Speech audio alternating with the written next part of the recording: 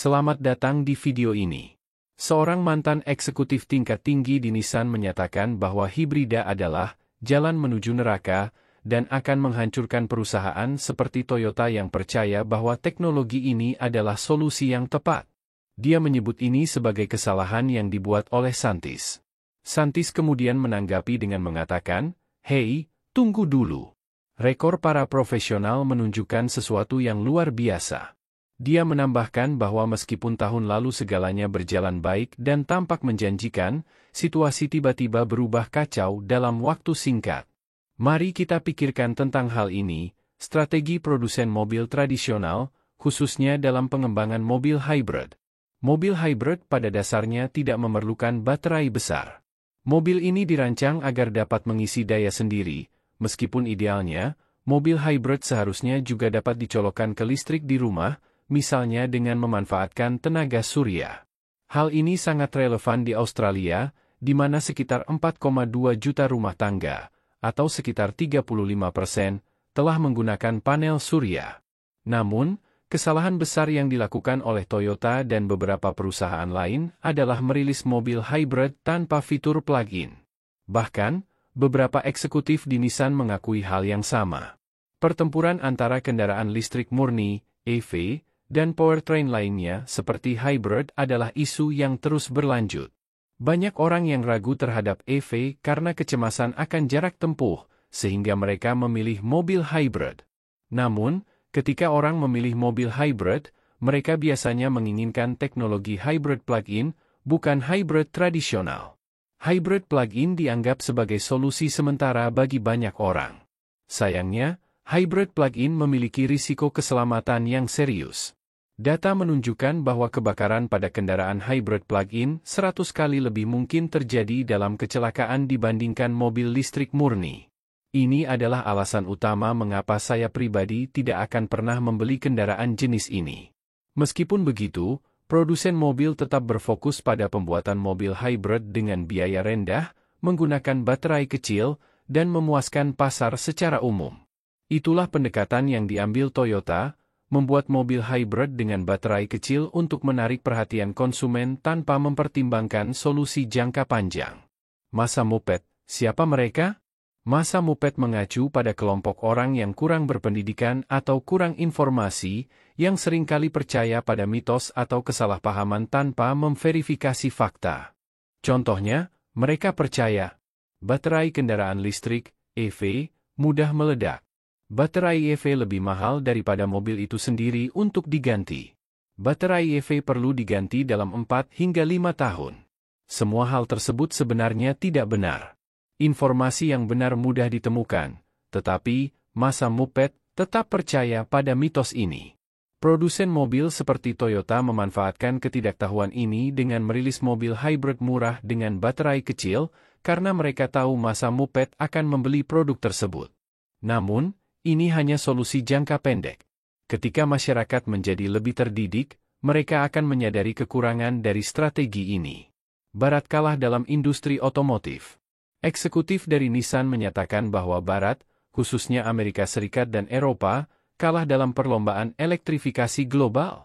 China telah menjadi pemimpin dalam industri otomotif dunia, dengan pangsa pasar sekitar 36%, jauh melampaui Amerika Serikat.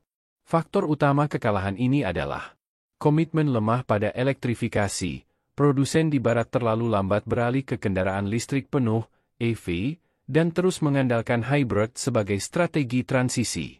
Dominasi teknologi China telah menguasai teknologi plug-in hybrid dan EV dengan lebih baik, memproduksi kendaraan yang lebih maju dan efisien. Kesalahan strategi hybrid Toyota. Toyota sendiri secara tidak langsung mengakui bahwa teknologi hybrid tradisional mereka sudah ketinggalan zaman.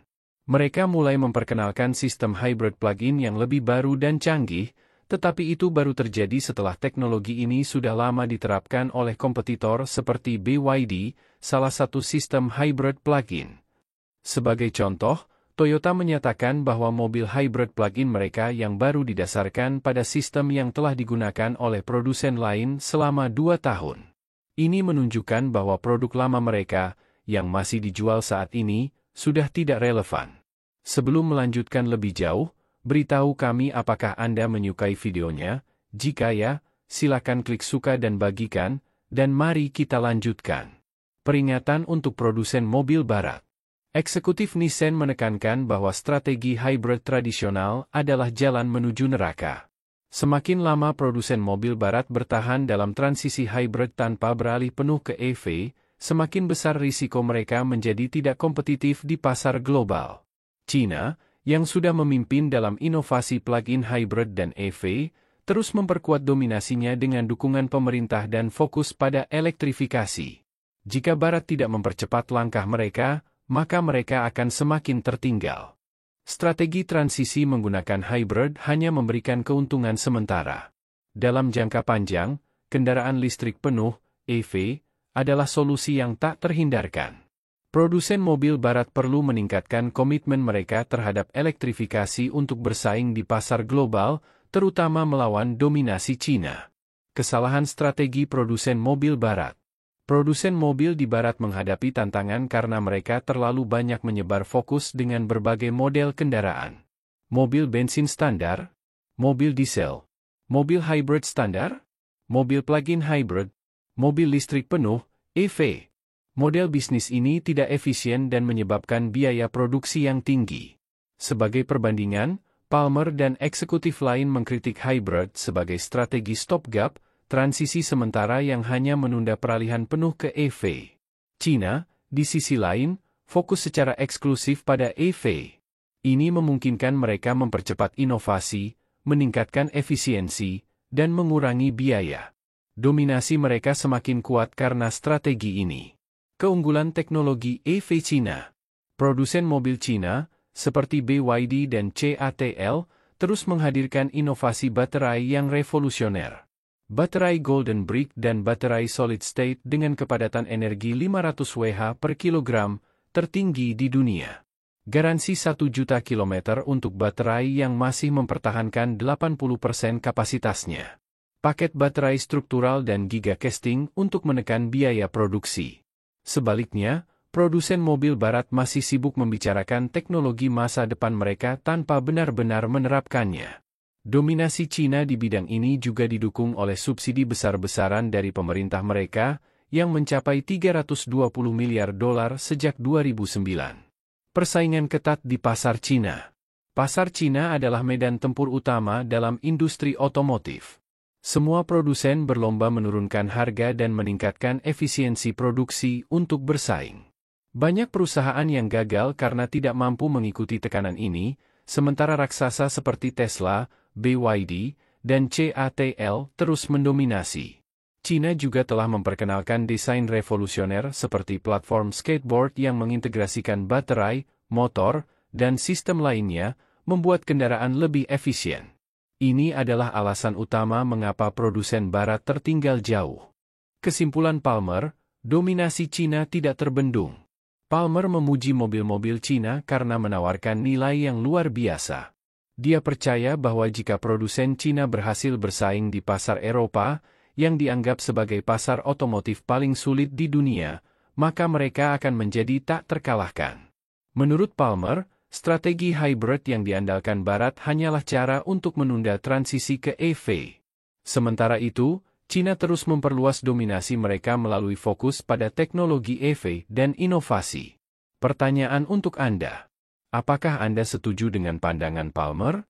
Bagaimana menurut Anda masa depan industri otomotif di Barat, khususnya di Eropa, dibandingkan dengan dominasi China? Apakah Anda melihat tren yang serupa dengan apa yang telah dijelaskan? Berikan pendapat Anda di komentar. Bagaimana pendapat Anda mengenai video ini? Jika Anda punya pendapat, silahkan tuliskan pendapat Anda pada bagian komentarnya.